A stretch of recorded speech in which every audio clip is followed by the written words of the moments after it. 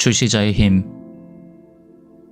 온전히 바라보고 느껴주면 고통이 사라지는 원리. 온전히 느껴주면 고통이 사라진다. 아마 많이 들어본 말일 것입니다. 어떤 대상을 마주하고 고통스럽고 부정적인 생각, 감정, 느낌 등이 몰려올 때 그것들을 바라보고 느껴주면 사라진다는 말입니다. 이 말을 믿고 실험을 해봅니다. 그리고 어떻게 되죠? 네, 맞습니다. 안 사라집니다. 그리고 생각하죠. 바라보면 사라지기는 개뿔, 더 힘들기만 하구만. 그럼 바라보면 사라진다는 말은 거짓일까요? 아닙니다. 제대로 바라보지 못하고 제대로 느껴주지 못했기 때문에 사라지지 않은 것입니다. 저 가르침은 좀 많이 축약된 가르침입니다. 이번 영상에서는 제대로 바라보고 느껴주면 고통이 사라지는 원리에 대해 간단하게 알아보겠습니다. 어떻게 바라보는 것이 제대로 바라보는 것인가? 부정적인 생각, 감정, 느낌, 고통을 느낄 때 그것을 바라보는 나의 자세를 분석해 본 적이 있나요? 대부분의 경우 어떤 포지션에서 그것들을 바라볼까요? 10중 8구는 고통스러운 생각, 감정과 나를 동일시한 상태에서 바라보고 있습니다. 이 생각, 이 감정, 이 느낌, 이 고통을 나의 생각, 감정, 느낌, 고통으로 전제한 채 바라보는 것입니다. 그럼 결국 어떤 관념이 재확인되는 걸까요? 나는 이 생각, 감정, 느낌 때문에 고통받는다는 관념이 힘을 얻는 것입니다. 따라서 생각, 감정, 느낌으로 인한 고통은 오히려 더 불타오르며 기승을 부립니다. 그럼 어떻게 바라봐야 할까요? 그냥 바라보는 것이 아닙니다. 보는 나와 분리해서 바라볼 줄 알아야 합니다. 나는 철저하게 보는 자이고 생각, 감정, 느낌, 고통은 마치 저기 저 돌멩이나 풍경 같은 사물이라고 여겨야 합니다. 마치 내 것이 아닌 것을 보는 것처럼 바라볼 수 있어야 합니다.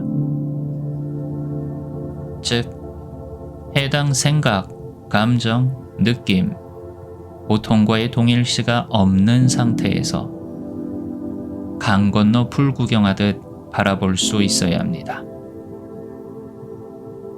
지금 일어나는 생각, 감정, 느낌, 고통과 동일시된 상태에서 바라보는 것은 결국 고통받는 내가 내 안의 고통을 바라보고 있다는 구도를 만듭니다. 그래서 사라지기는커녕 오히려 더 고통스러워집니다. 먹혀버리기 때문이죠. 그러니 주시자의 감각을 주시되는 대상으로부터 분리할 수 있어야 제대로 바라볼 수 있게 됩니다. 어떻게 느끼는 것이 온전히 느껴주는 것일까? 온전히 느껴준다는 것을 먼저 이해해야 합니다. 온전하다는 것은 더 이상 뺄 필요가 없이 고스란하다는 의미입니다. 따라서 대상이 되는 정신 심리 작용을 고스란히 느껴줄 수 있어야 합니다. 그런데 대부분의 경우 내가 고통받고 있다는 관념을 전제하고 있기 때문에 오히려 그 고통 때문에 저항과 반발력이 일어나게 됩니다. 모든 부정적인 생각, 감정 등은 반발력에 부딪히게 될 때 오히려 증폭되게 됩니다. 왜냐하면 그 반발이라는 것 자체가 강력한 부정성의 느낌이기 때문입니다. 지금 닥친 생각, 감정, 느낌만으로 이미 충분히 고통스러운데 그것에 대한 무의식적인 반발이 추가되면 혼란집에 부채질하는 것을 넘어 기름을 들이붓는 격이 되고 맙니다. 눈앞의 생각, 감정, 고통들은 자신을 온전히 인정받기를 원합니다. 하지만 그것에 대한 반발이 서려 있다면 나 자신에게마저 배척받는다는 인상을 받고 더 큰 충격에 빠지게 됩니다. 그 충격이 기름을 붓는 격이 되어 생각, 감정, 느낌이 만들어내는 고통은 더욱 거세게 타오르게 됩니다. 그리고 이렇게 격렬하게 타오르는 정신작용의 불길을 온전히 느끼는 것은 사실상 불가능합니다. 왜 그럴까요? 고통은 감각입니다. 감각은 그 감각식이 절정에 달할 때에는 오히려 온전히 느낄 수 없습니다. 따라서 온전히 느껴주기는 감각 자체를 있는 그대로 온전히 느끼라는 말이 아닙니다. 그것은 불가능합니다. 절정에 이른 감각은 그것을 느끼는 자와 하나 되어 집어삼키기에 오히려 그것을 느끼는 자를 없애버립니다. 따라서 오히려 제대로 느껴줄 수 없다는 역설을 깨달아야 합니다. 그럼 무엇을 온전히 느끼라는 걸까요? 이 생각이, 감정이, 느낌이, 고통이 가지는 의미와 가치를 온전히 느껴주라는 뜻입니다.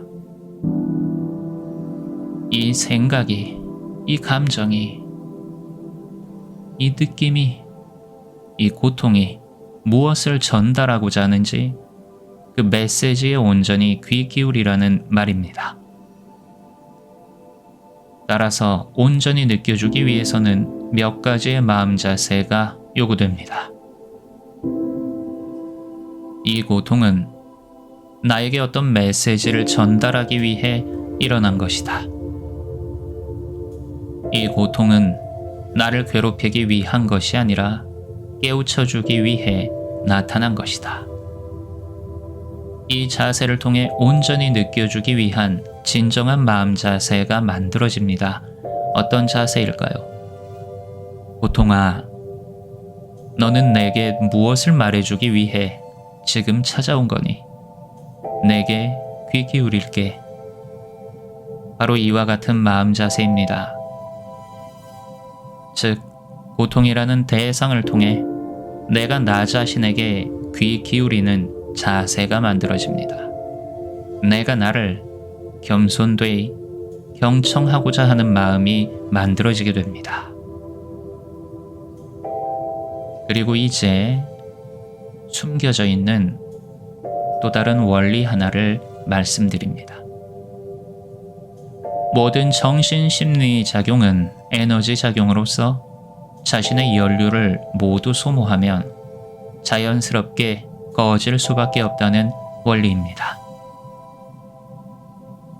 그 어떤 상황도 그 상황에 동반되는 생각, 감정, 느낌, 반응, 의도, 행위, 규정도 이 모든 것이 한데 뭉쳐 느껴지는 고통도 영원히 지속될 수 있는 것이 없습니다.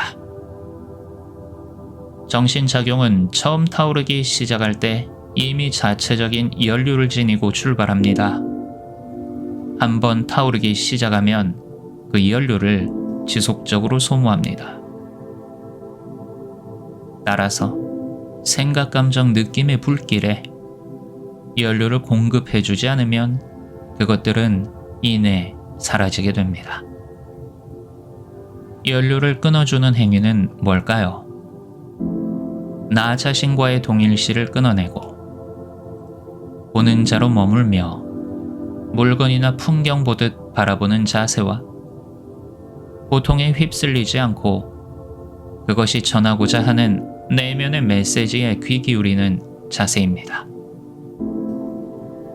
이렇게 바라보고 이렇게 귀를 기울이면 치솟아 올라왔던 생각, 감정 등은 자신의 연료를 다 태우고 나면 이내 꺼지게 됩니다. 그것이 꺼진 자리에서 그 고통이 남긴 잔재와 불씨를 바라보며 이 고통이 내게 어떤 메시지를 전달하고자 했는지를 묵상하는 자세를 취할 수 있다면 이제 그 고통의 잔재 안에서 소중한 보물이 발견되게 됩니다. 그때 비로소 그 고통을 온전히 바라보고 온전히 느껴줄 수 있는 것입니다. 닥쳐오는 생각과 감정을 다루는 법에 대해 간단하게 알아봤습니다. 물론 이런 경지는 쉽게 이룰 수 있는 것은 아닙니다. 부단히 깨어있으려 노력해야 하고 깨어있으면서 또 알아차릴 수 있어야 합니다. 이 같은 평소의 수행이 밑바탕이 될 때 비로소 체득하게 될 것입니다. 사실 온전히 느껴주면 사라진다라는 가르침은 본 영상에서 설명한 것보다 더 깊은 차원의 진리를 품고 있습니다. 본래 가르침은 온전히 바라보면 혹은 느끼면 사라진다가 아니라 고통과 하나 되면 사라진다입니다. 사실 이 가르침은 대상과 주체가 하나 되는 삼매에 관한 가르침입니다. 따라서 실질적인 의식 수행의 기반이 없는 상태에서 머리로 이해할 수 있을 만한 차원이 아닙니다. 삼매 원리가 적용되는 보다 깊은 측면에 대한 이야기는 차차 할 것입니다. 지금은 이 정도의 정보만으로도 충분합니다. 단순한 지식 습득으로 그치지 마시고 꾸준히 수행하여 자신의 것으로 만들어 봅시다. 그럼 그 다음 단계의 공부가 자연스럽게 열릴 것입니다.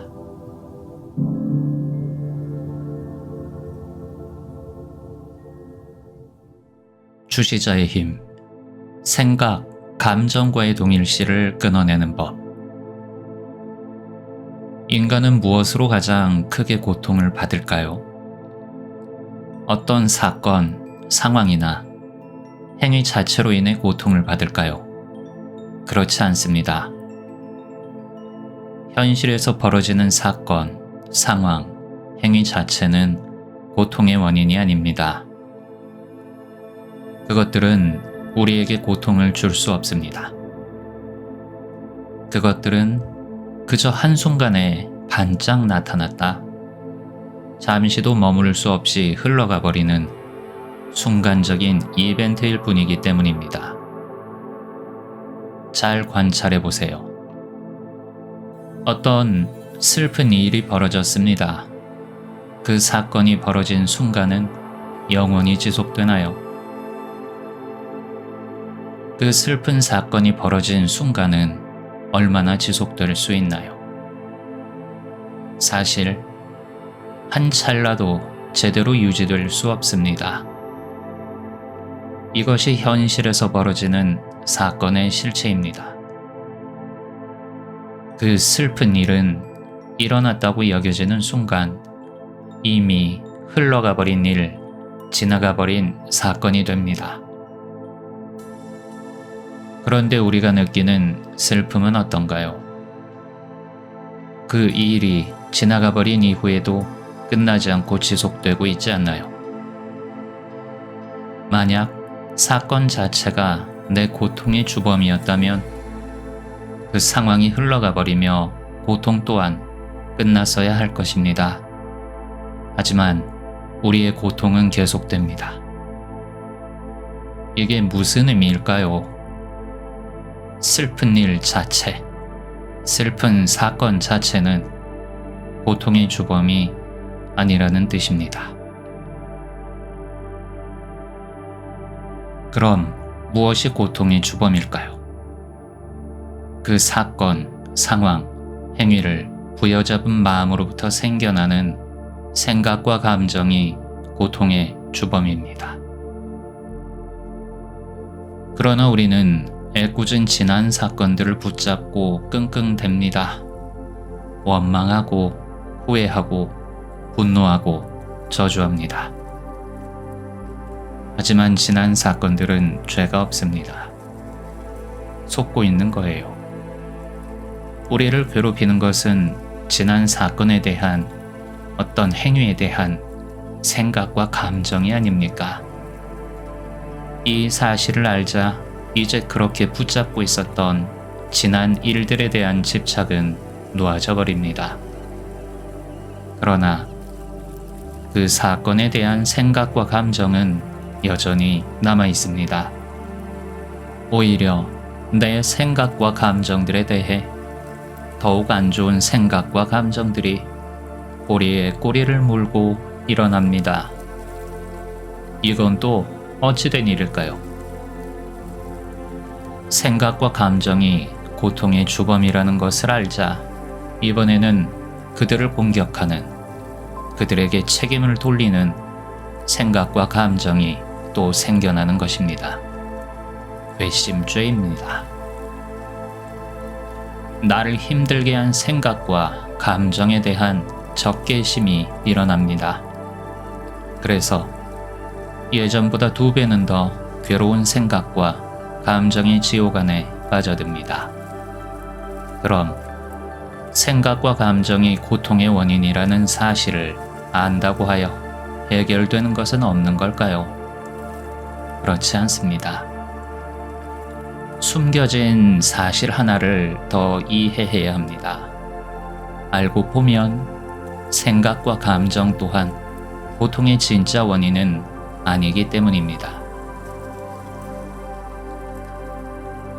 현실 사건도 그에 대한 생각과 감정도 고통의 진짜 원인은 아닙니다. 고통의 진짜 원인은 동일시에 있습니다. 무엇에 대한 동일시일까요?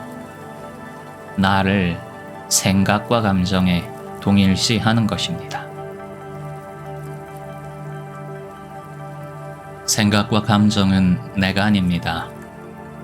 현실의 사건 또한 내가 아닙니다.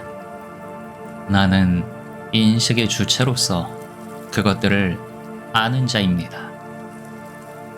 자, 관찰해 봅시다. 보통 내 생각, 내 감정, 내 현실이라고 말을 하지, 나 생각, 나 감정, 나 현실이라고 말을 하지는 않습니다. 그러니까 나는 생각, 감정, 현실로부터 분리되어 있다는 말입니다. 생각, 감정, 그리고 눈앞에 보이는 현실들은 나에 의해 인식되는 대상입니다. 내 생각, 내 감정, 내 현실이란 소유격입니다. 그렇다면 주체인 나에게 의존해 비로소 존재하게 된, 나에게 소유된 것입니다. 그러나 나라는 주체의 감각이 대상인 생각, 감정, 현실에 먹혀버리는 사건이 일어나게 됩니다. 그것이 바로 동일시라는 주객전도 쿠데타인 것입니다. 동일시란 동일하게보다 같은 것으로 취급하다라는 뜻입니다. 즉, 진짜로 같아지는 것이 아닙니다. 진짜로 같아지는 것이라면 동일화라고 말해야 합니다. 하지만 동일시라고 말을 합니다. 무슨 의미입니까? 착각이란 뜻입니다. 어리석은 환상이란 뜻입니다. 나와 생각, 감정, 현실은 분리하여 거리를 유지할 수 있는 것이지만 무슨 이유에선지 나라는 주체의 감각을 대상이 되는 생각, 감정, 현실과 같은 것으로 취급해주는, 같은 것으로 보아주는 마음이 발생하는 것입니다. 이것이 고통의 주범인 동일시의 정체입니다. 그럼 어떻게 해야 이 동일시를 끊어낼 수 있을까요? 매 순간 나라는 존재의 느낌이 어떤 생각, 감정과 동일시를 일으키고 있는지를 깨어 관찰하는 것이 첫 번째 스텝입니다. 깨어 있어야 합니다. 알아차려야 합니다. 이를 위해 당신은 주시자로 머물러야 합니다. 깨어 알아차리는 것만으로도 강력한 동일시는 깨어집니다. 그럼 이것이 다일까요? 아닙니다. 그때 일어나는 생각, 감정과의 동일시는 깨어지더라도 동일시 되고자 하는 생각, 감정들은 끝없이 파도처럼 몰려올 것입니다. 그럼 어떻게 해야 할까요? 생각과 감정 이전에 있는 관념과의 동일시를 깨어내지 못하면 생각과 감정의 물결은 계속될 것입니다. 왜냐하면 생각, 감정과의 동일시를 일으키는 이유가 바로 특정 관념을 실현시키기 위해서기 때문입니다. 동일시를 깨어내기 위한 다음 단계는 관념과의 동일시를 알아차리는 것입니다. 어쩌면 당신은 현실 때문에 고통스러운 것이 아니라 고통스러운 생각과 감정에 합법적으로 빠지기 위해 현실의 그 사건을 필요로 했을지 모릅니다. 당신이 현실에서 슬프고 괴로워야만 하는 어떤 관념에 스스로를 동일시했다면 말입니다. 관념 분석은 이를 알아내고 새롭게 하기 위한 수단인 것입니다. 왜 슬픈 예감이 들 때는 틀린 적이 없을까? 왜 부정적인 예상이 들 때는 꼭 현실로 나타나는 걸까? 많은 사람들이 이와 같은 말을 합니다. 실제로 그렇게 체험하기 때문입니다. 그래서 저 말들을 부정할 수 없습니다. 물론 항상 그렇지는 않지만 또 많은 이들이 고개를 끄덕이며 수긍할 수밖에 없을 정도로 우리의 슬픈 예감, 부정적인 예측은 대부분 나의 현실이 되어 우리의 눈앞에 마주하게 됩니다. 그런데 도대체 왜 그런 걸까요? 왜 기쁜 예감보다 슬픈 예감이, 왜 긍정적인 예상보다 부정적인 예상이, 왜 내가 간절히 원하는 것보다 두려워하는 것이, 왜 좋은 기분보다 나쁜 기분이 들게 하는 미래가 항상 더 풍요롭게 내 현실의 문을 두드리며 찾아오는 걸까요? 마치 내가 부정적인 시크릿의 마스터가 되기라도 한 것처럼 말입니다. 이를 알기 위해서는 인간 의식의 기원에 관한 몇 가지 비밀을 알아야 합니다. 인간의 개체적인 자아의식은 태생부터 나는 이 몸이다라는 관념에 의해 실체화된 이원성과 분리감으로부터 시작되었습니다. 그래서 본능적으로 자신을 세상의 다른 것들로부터 동떨어진 존재로 여기게 됩니다. 홀로 분리되어 불완전한 존재라고 여기게 됩니다. 그래서 항상 자신을 보호하고 지키기 위해 살아가게 되었습니다. 자신이 전체로부터 분리된 존재라고 여기는 이 마음은 항상 불안합니다. 이 불안감을 떨쳐내기 위해서는 무엇이 필요할까요? 안도감이 필요합니다. 하지만 한순간도 안심할 수 없습니다. 단 1초 후의 미래를 볼 수 없기 때문입니다. 불안한 마음이 안심하기 위해서는 미래에 대한 확신이 필요합니다. 하지만 인간의 인식은 인식의 맹점으로 인해 미래를 볼 수 없습니다. 오직 이미 인식이 완료된 것만을 볼 뿐입니다. 자신의 미래를 보장받을 수 없다는 사실은 인간 존재를 원초적인 불안으로 밀어넣습니다. 그래서 인간은 조마조마하고 불안하여 떨리는 심정으로 미래를 보고자 애를 쓰게 됩니다. 미래를 장담할 수 없고 또 볼 수 없다고 여기는 인간의 마음, 그리고 그 마음으로부터 시작되는 미래를 예측하고자 하는 떨리는 마음. 그 마음은 이미 의식의 깊은 곳으로부터 상처를 받은 마음입니다. 찢어진 마음이 보고자 하는 미래는 어떻겠습니까? 미래에 대한 근원적인 두려움이 투영된 우리의 예감, 예측, 상상, 기대, 소망 등은 과연 어떻겠습니까? 미래를 예측하고자 하는 그 마음 자체가 깊은 슬픔으로 가득 차 있다면 그의 마음속에 그려지는 미래는 과연 어떻겠습니까? 이 존재적인 불안감이 크면 클수록 인간의 미래는 슬픈 예감과 부정적인 예측으로 가득 차게 될 수밖에 없는 것입니다. 그리고 그 불안한 상상은 스스로에 대한 규정이 되어 현실을 만들어가게 됩니다. 당신의 예감은 어떻습니까? 당신의 미래에 대한 예상은 어떻습니까? 너무나 당연한 풍요로 그려지고 있습니까? 아니면 절망적인 빈곤으로 그려지고 있습니까? 설령 꿈과 희망으로 그려지고 있더라도 그렇게 미래를 그려내는 마음에 긴장과 강박이 들어가 있지는 않습니까? 마치 살얼음판을 걷는 듯한 마음으로 온 마음을 애써 집중해야만 그것을 유지할 수 있지는 않습니까? 그렇다면 그 꿈과 희망은 사실 뿌리 깊은 불안과 절망을 애써 감추고자 쓴 가면일 수 있습니다.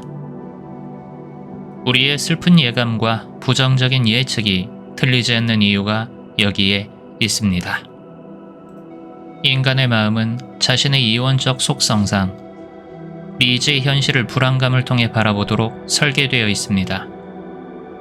불안하기에 예측하려 하며, 불안하기에 대비하려 하고, 불안하기에 피하고자 버둥거리고, 불안하기에 공격하기도 하며, 불안하기에 원천 차단하려 합니다. 즉, 당신의 존재감이 근본적으로 불안하기에 미래에 대한 예측 자체가 부정적인 측면으로 기울어지게 됩니다. 그렇게 우리의 슬픈 예감은 언제고 적당한 조건과 환경을 만나면 어김없이 아픈 현실이 되어 찾아오게 됩니다. 당신의 마음을 잘 들여다보세요. 지금 당신의 불안한 마음, 그 마음이 만들어내는 슬픈 예감, 두려운 상상 속에 자리 잡고 있는 나는 불완전한 존재이고 동떨어진 존재이니 행복하면 안 되라는 목소리를 만나게 될 것입니다. 그러니 이제 슬픈 예감에 빠져있는 자신을 알아챌 때면 그렇게 슬퍼하고 아파할 수밖에 없는 우리 안의 불안이의 처지를 깊이 헤아려 어머니의 마음이 되어 꼭 한번 안아주세요. 무엇을 더 할 필요도 없습니다. 그저 불안해할 수밖에 없어 불안해하고 있는 우리네 슬픈 처지를 있는 그대로 한 번만 알아줘 봅시다. 드디어 이 일이 벌어졌습니다. 내가 그렇게나 두려워하던 상황이 펼쳐졌습니다. 예상은 했지만 막상 마주하니 손이 덜덜 떨리고 머릿속이 하얗게 바래버렸습니다. 세상의 모든 감정 중에 가장 마주하기 어려운 감정이 있습니다. 바로 두려움. 두려움이 두려움이니 두려워하는 것이 잘못된 것은 아니겠지만 기타 다른 감정들과 달리 이 감정 하나만큼은 도무지 익숙해지지가 않습니다. 아니, 오히려 너무 익숙해진 걸까요? 두려움을 느끼면 두렵고, 두려움을 느낄까봐 두렵고, 두려움을 느끼지 않으면 이렇게 평화로우니 이상한데 라고 생각하며 또 두렵고 싶지 않아서 피해 다녔는데 어떻게든 두려운 상황을 대면하면 두려움의 좌절까지 더해지고 저 상황을 상상하니 또 두렵고 이렇게 해도 두렵고 저렇게 해도 두렵습니다. 당신은 철저하게 두려움을 느끼고 있습니다. 마치 내가 두려움의 노예처럼 느껴집니다. 그런데 노예라고 생각하니 노예라는 단어가 내 마음을 또 잡아끕니다. 스스로에게 자문해 보세요. 나는 언제까지 두려움의 노예로 살고 싶은 걸까? 노예는 자유가 없습니다. 시키는 대로 해야 합니다. 까라면 까고 죽으라면 죽는 신용이라도 내어야 합니다. 내가 만약 두려움의 노예라면 감정의 장난감이 되어 놀아날 수밖에 없습니다. 그러면서도 저항 한번 못 해보고 말이지요. 만약 지금 당신의 마음속에 두려움의 노예라는 신분을 벗어버리고 싶은 작은 열망이라도 있다면 이제부터 몇 가지를 명심하세요. 왜 두려운 걸까요? 그 전에 두려움이란 무엇일까요? 두려움이란 무지로부터 오는 것입니다.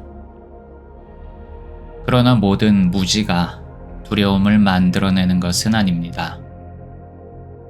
두려움을 일으키는 무지란 알지 못함을 뜻합니다.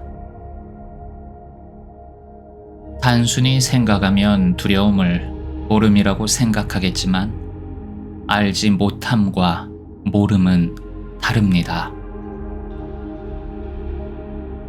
알지 못함은 바꿔 말하면 알고 싶지만 알 수 없음이 됩니다. 모름은 바꿔 말하면 알지 않음이 됩니다. 하나는 수동적이고 하나는 능동적입니다. 순수한 모름 안에서는 두려움이 일어나지 않습니다. 두려움은 알지 못함, 알 수 없음으로부터 일어나는 것입니다. 실은 나는 너무나도 간절하게 알고 싶지만 그 알의 대상, 알의 결과를 도무지 예측할 수 없다는 사실로부터 나타나는 감정입니다. 따라서 두려움을 만들어내는 진짜 범인은 도무지 손을 쓸 수 없는 미지의 사실 앞에서 일어나는 좌절감입니다. 두려움의 대상은 알 수 없는 미지의 사실입니다. 시간적으로 따지면 미래이고 인과적으로 따지면 결과입니다. 또한 나를 아는 이들에게 숨기고 싶은 나의 비밀입니다. 이 비밀을 숨기고자 할 때는 오히려 이 비밀이 미지의 사실, 알려지지 않은 사실이라는 상태에서 벗어나 그것을 들킬지도 모른다는 미지의 사실을 두려워합니다. 따라서 두려움은 막고자 하지만 막을 수 없는 불가항력 앞에서 인정하는 나의 무력함으로부터 일어납니다. 나는 무력해. 그래서 두려워. 이 일이 일어나면 어떻게 해야 하지? 모르겠어. 일단 진정해 보세요. 어쩔 줄 모르겠다는 사실은 이미 알고 있습니다. 일단 진정하세요. 해결하면 됩니다. 움직이면 됩니다. 그럼 어떻게 해야 할까요? 나는 무력한 존재가 아니라는 사실을 확인하세요. 인간이라는 존재는 참으로 묘한 존재입니다. 본래의 정체성을 한없이 축소시켜 작은 몸뚱이 하나에 가둬 놓아야만 직성이 풀리는 바보입니다. 그래서 무한한 존재 그 자체는 기어코 하나의 자아가 되는 선택을 거듭합니다. 태어나서 얼마간의 시간이 흐른 뒤에 자기 자신이 있다는 사실을 자각하고 그 나를 몸뚱이 하나에 우겨넣고 모든 세상의 경험을 그 몸뚱이에 동일시된 자아의 감각에 전적으로 의존합니다. 그리고 모든 순간을 다 필요 없고 일단 자아의 감각 안에서 살게 됩니다. 하지만 당신의 본래 모습은 그 작은 몸뚱이나 거기에 기생에 만족하는 자아 정도가 아닙니다. 그럼에도 불구하고 세상에 대한 체험 자체를 항상 자아의 감각에 기대어 해왔기에 자아의 감각이 아닌 다른 상태에 대해서는 짐작조차 하지 못할 뿐입니다. 보다 정확히는 잃어버린 기억입니다. 잊은 것입니다. 그 기억을 되찾으세요. 당신은 자아이기 이전의 존재 그 자체이며 존재이기 이전의 존재의 근원입니다. 두려움 완전 정복의 첫 번째 스텝. 두려움이라는 감정이 아닌 그 감정이 나타나는 배경을 자각해 봅시다. 당신의 감정을 자세히 살펴보면 그 감정의 배경이 있습니다. 그 배경은 감정의 불길에 물들지 않고 묵묵히 머물러 있습니다. 어떤 생각과 감정이 몰아쳐도 그 배경의 감각은 여여합니다.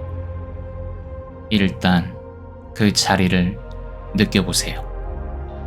그 안에 당신의 잊혀진 정체성이 숨어 있습니다. 당신은 두려움이 아닙니다. 당신은 감정이 아닙니다. 당신은 감정 이전의 존재이며 그마저 넘어 있는 존재의 근원입니다. 당신이 존재의 근원이라는 사실 자체가 지금 이 순간 그 무엇에도 물들지 않는 배경의 느낌 안에 숨어 있습니다. 당신의 본래의 정체성을 찾아보세요.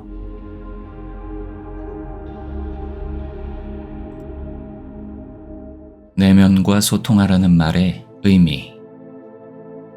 요즘 어디를 가나 내면 소통이라는 말을 자주 듣습니다. 루시딩에서도 허용과 재규정의 단계에서 반드시 거쳐가야 할 과정으로 소개되고 있습니다. 내면과 소통한다는 것은 정확하게 무슨 의미일까요? 내면이 오장육부 같은 신체 장기를 의미하는 것이 아님은 분명히 알고 있습니다.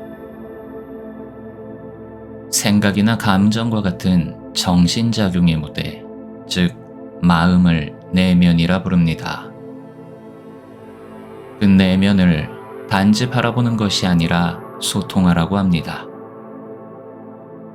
소통은 무슨 뜻입니까? 일방향이 아닙니다. 쌍방향입니다. 소통이란 단순한 대화 또한 아닙니다. 서로 간에 막힌 것을 뚫어가는 것입니다. 즉, 상호 이해와 공감의 과정이 소통입니다. 서로 막힘없이 통하는 것이 소통입니다. 그래서 내면과 소통하고자 내 마음에게 다가갑니다. 먼저 누구를 만날까요? 생각을 만납니다. 생각은 내 마음속을 가득 메운 폭주족과 같습니다.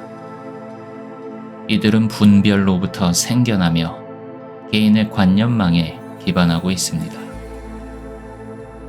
주목해야 할 점은 생각은 기본적으로 분별이라는 점입니다.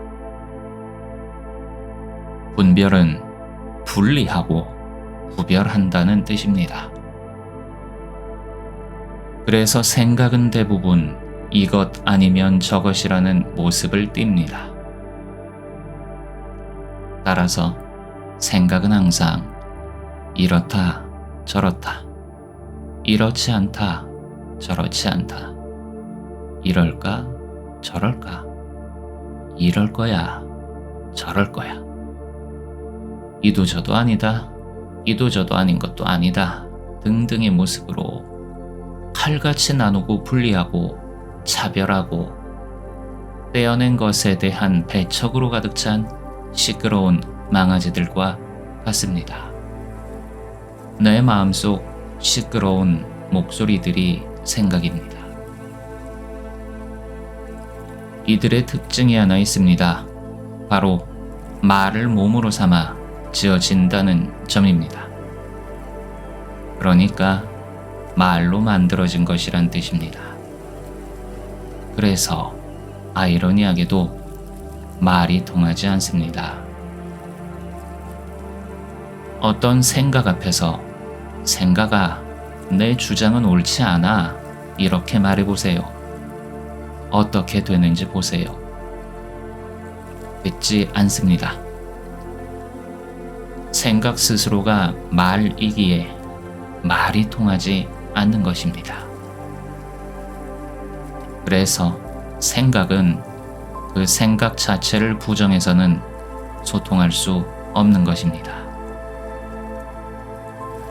생각과는 대화할 수 없는 것입니다.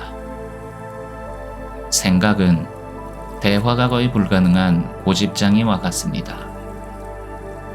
그럼 누구와 대화해야 할까요? 폭주하며 쏟아니는 생각들 위로 생각의 배경이 되는 관념이 있습니다. 단순한 배경이 아닌 생각의 정당한 명분이 되는 관념이 있습니다. 이 생각들이 정당하게, 당당하게 활동할 수 있는 명분이 그 관념에게서 옵니다. 바로 그 관념과 대화해야 하는 것입니다. 명분이 없는 생각과 생각의 대화는 그저 말싸움으로 끝나고 맙니다. 그런데 그 관념에게 다가가려 했더니 복병을 만납니다.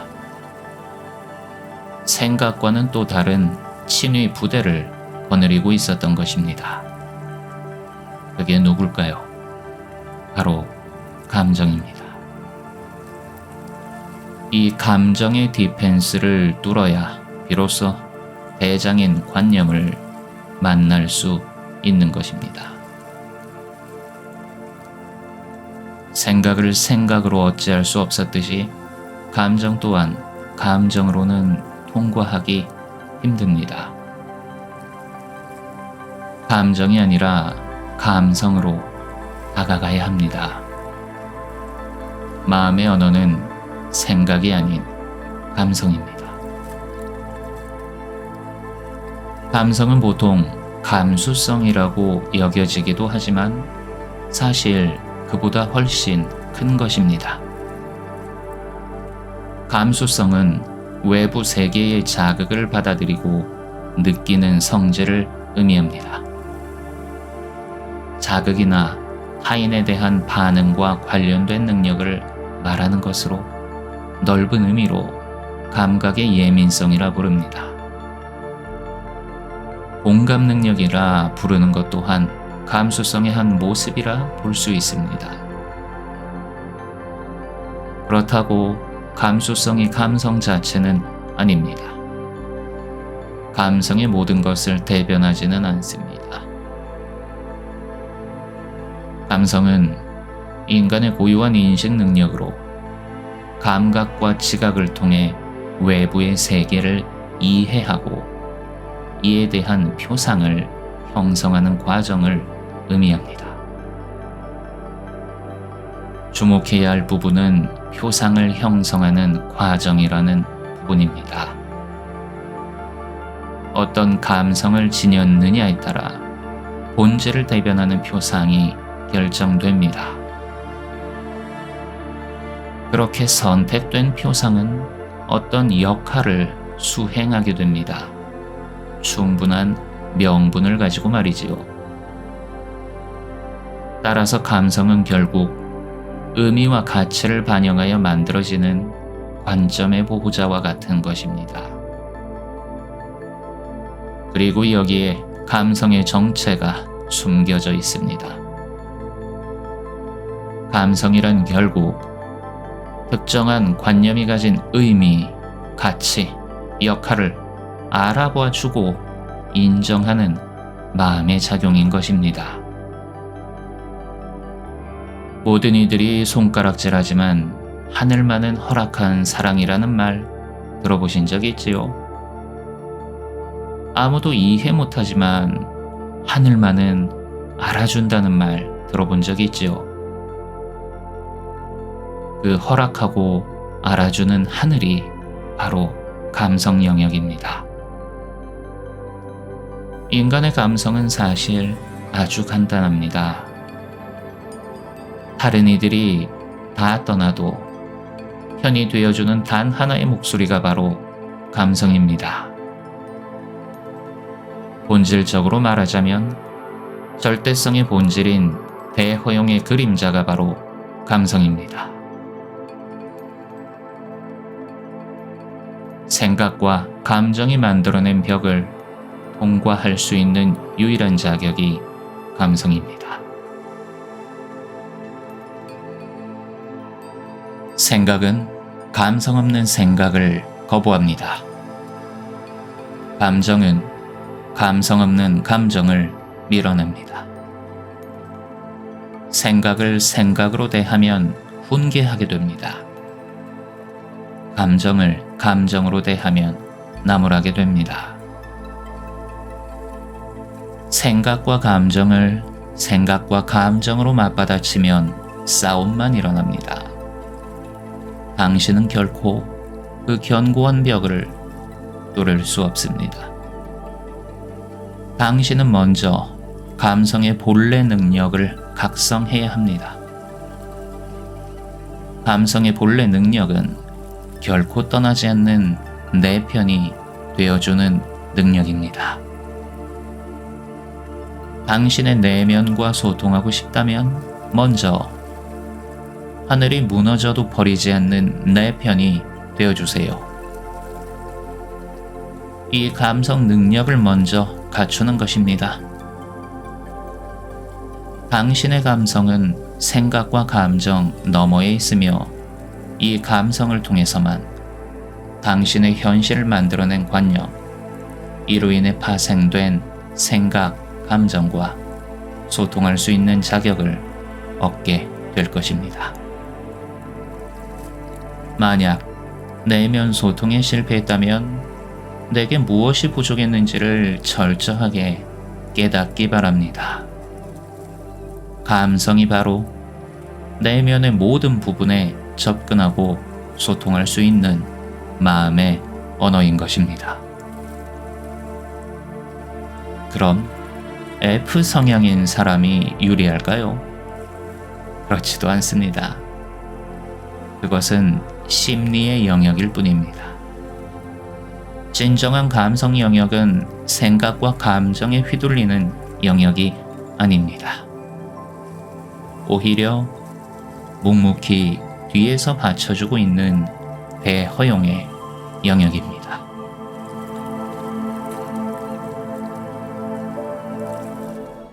내면아이 치유를 위해서는 내면아이가 무엇인지에 대해 알아야 합니다. 내면아이의 가장 큰 특징은 그들이 감정체라는 사실입니다. 내면아이라는 것은 본래부터 있는 실제의 인격체는 아닙니다. 내면 아이는 특정한 관념이 실현되는 과정에서 탄생하는 일종의 가상인격입니다. 특정 관념이 자신을 확장하기 위해서는 감정이 필요했고, 그 감정을 극대화하기 위해서는 나라는 느낌과 결합할 필요가 있습니다. 마치 헐크와 같습니다.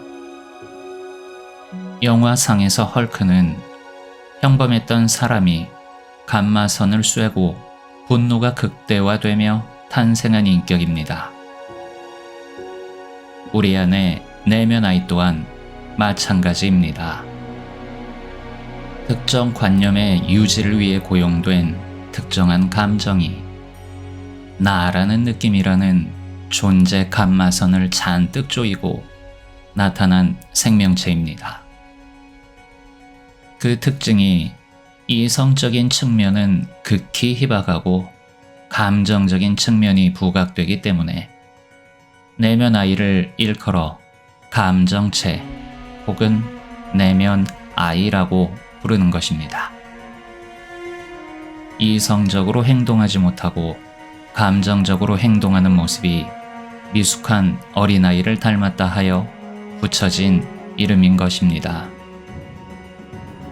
감정적이고 미숙한 아이 같은 우리 안의 헐크는 이렇게 탄생한 것입니다. 게다가 영화 속 헐크는 한 명이지만 우리 안의 헐크는 한 무더기가 있지요. 어쨌든 우리는 소통과 치유를 위해 헐크에게 다가갑니다. 그리고 어떻게 될까요? 내면 아이와 소통을 하기 위해서는 일단 그에게 다가가야 합니다. 그리고 대부분의 경우 내면 아이는 우리를 패대기 칩니다. 왜 이런 결과가 나타났을까요? 내면 아이 앞에서 그를 훈계하려고 했기 때문입니다. 내면 아이 앞에서 그의 부족함을 지적했기 때문입니다. 내면 아이 앞에서 그의 무지함을 경멸했기 때문입니다.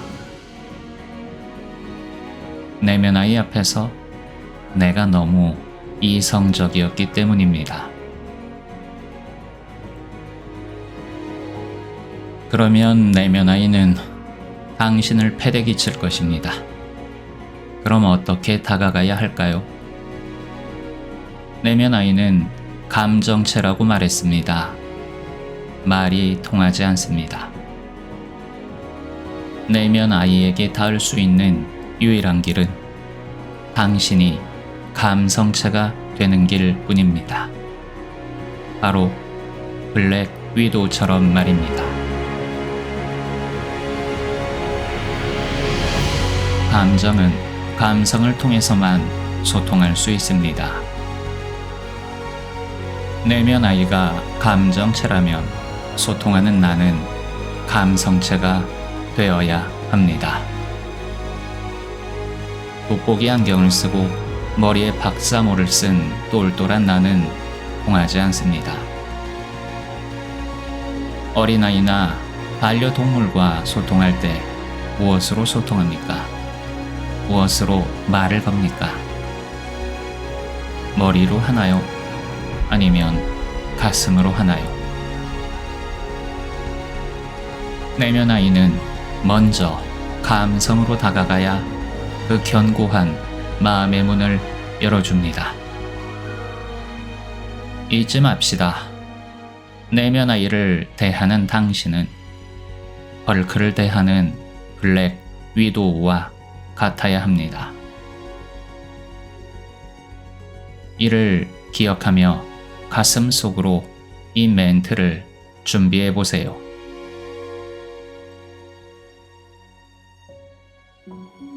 Hey, big guy, sun's getting real low.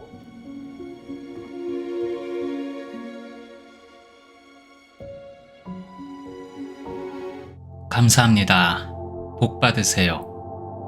복 많이 많이 받으세요. 사람은 정말 감사하고 감동했을 때 이렇게 복 받으라는 말을 건네고는 합니다.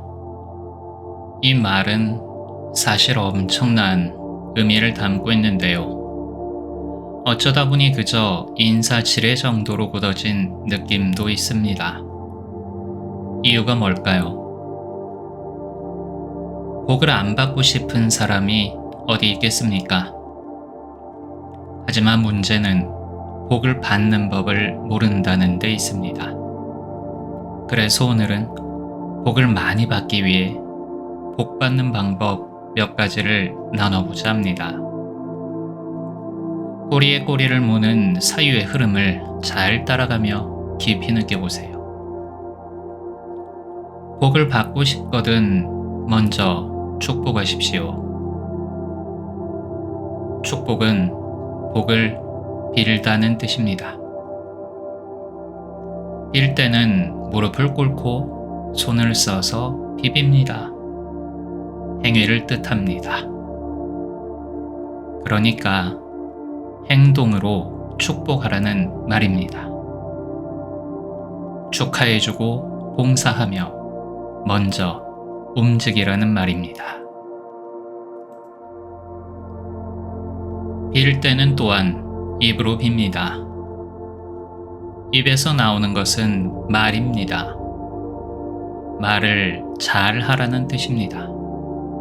좋은 말을 하라는 뜻입니다. 그러니까 축복의 말을 입에 달고 살라는 말입니다. 말이라는 것은 마음속 생각의 표현입니다. 그러니까 생각과 감정에 진심을 담아 축복하라는 말입니다.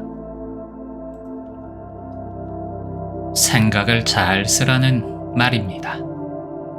그러니까 너그럽고 자비로운 좋은 생각으로 마음을 채우고 살라는 말입니다.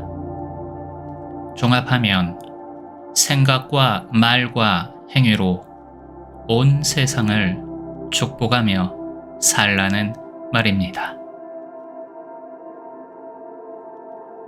자신보다 타인의 복을 먼저 빌어줍시다. 복을 다루는 데에는 두 가지 형태가 있습니다. 첫 번째는 강복입니다. 복을 내린다는 뜻입니다. 이는 신의 일입니다. 하느님이 하실 일입니다. 두 번째는 축복입니다. 복을 빈다는 뜻입니다. 이것이 인간의 일입니다. 인간은 그저 끊임없이 축복만 하면 됩니다. 얼마나 간단합니까? 쉽죠. 그런데 축복에는 순서가 있습니다. 나를 먼저 내세우지 마시고 타인을 내 앞에 세우세요. 모든 비는 행위 중에 최고의 것은 벗을 위해 마음을 내고 복을 빌어주는 행위입니다. 예수님 이야기를 하나 들어봅시다. 예수님께서 어떤 집안에서 말씀하시고 있을 때 사람들이 많이 몰려 발 디딜 틈이 없었습니다. 도움이 간절한 중풍 병자 한 명이 들어가지 못하고 전전긍긍하고 있었습니다.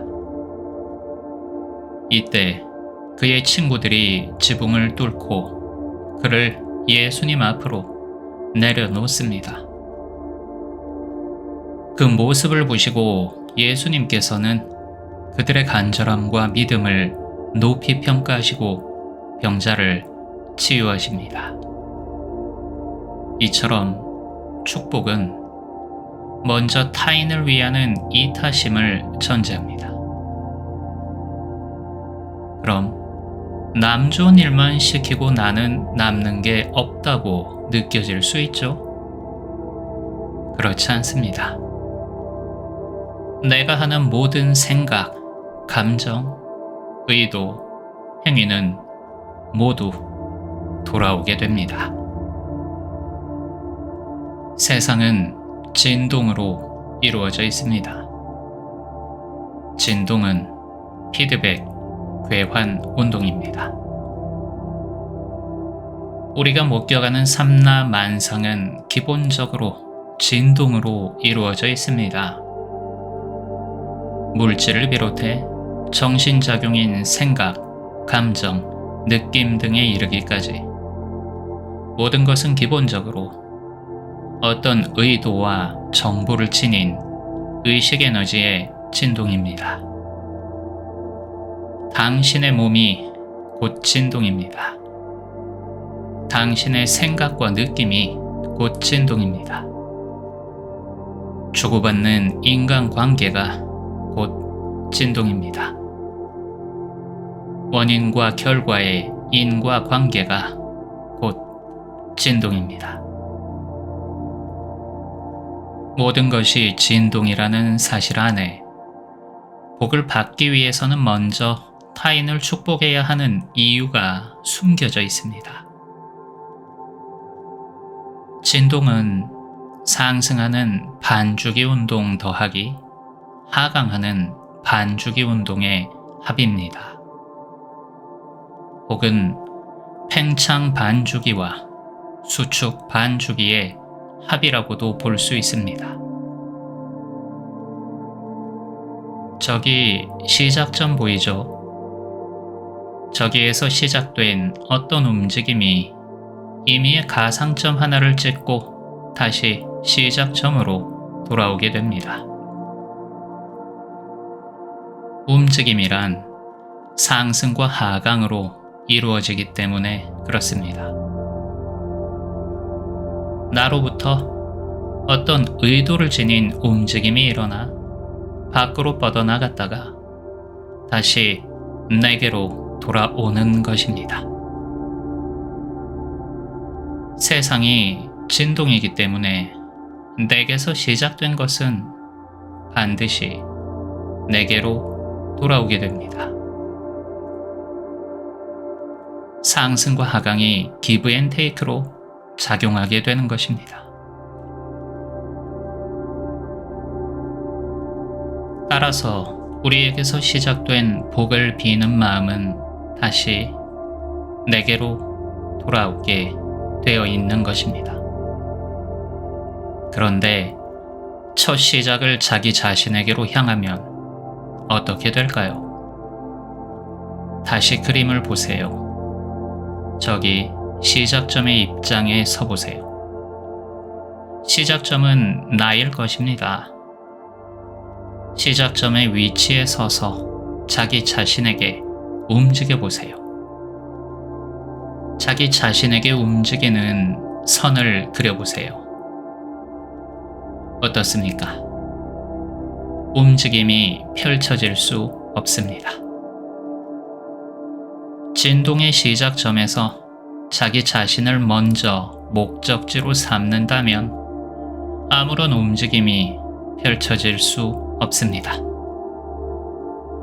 진동을 이루는 움직임은 오직 우리 진동의 첫 번째 목표가 나 아닌 다른 것을 향할 때 비로소 시작될 수 있습니다. 왜냐하면 우리는 일체 예외 없이 서로가 서로의 대상으로서만 존재할 수 있기 때문입니다. 즉, 내가 나 자신을 먼저 축복할 수 없습니다. 아무런 대상이 없이 내가 나 자신을 특정하지 못하듯 축복 또한 마찬가지입니다. 복을 비는 마음 또한 먼저 나 아닌 다른 것을 통하지 않고는 나에게 다시 돌아올 수 없는 것입니다. 반면 한번 남에게 향했던 모든 것은 결국 자기 자신에게 돌아올 수밖에 없습니다. 세상은 진동이기 때문입니다. 진동은 나에게서 시작되었던 것이 순환하여 다시 나에게 돌아오는 사건이기 때문입니다. 그러니 남에게 하는 것이 결국 자신에게 하는 것입니다. 그냥 돌아오는 것이 아니라 몇 배로 불어나 풍성한 선물 보따리를 꾸려 돌아오게 됩니다. 나와 세상을 분리하지 마세요. 세상에게 내어주는 모든 것이 결국 나 자신에게 돌아옵니다. 나 또한 세상의 한 부분이기 때문입니다. 복을 받는 가장 쉽고 강력한 방법에 대해 알아봤습니다. 먼저 타인을, 세상을 축복하세요. 생각과 말과 행위로 축복하세요. 내게서 나가는 모든 것은 다시 내게로 돌아오게 됩니다. 하나의 진동이 만들어내는 세상의 이치가 그러하기 때문입니다. 모두 복 많이 받으세요.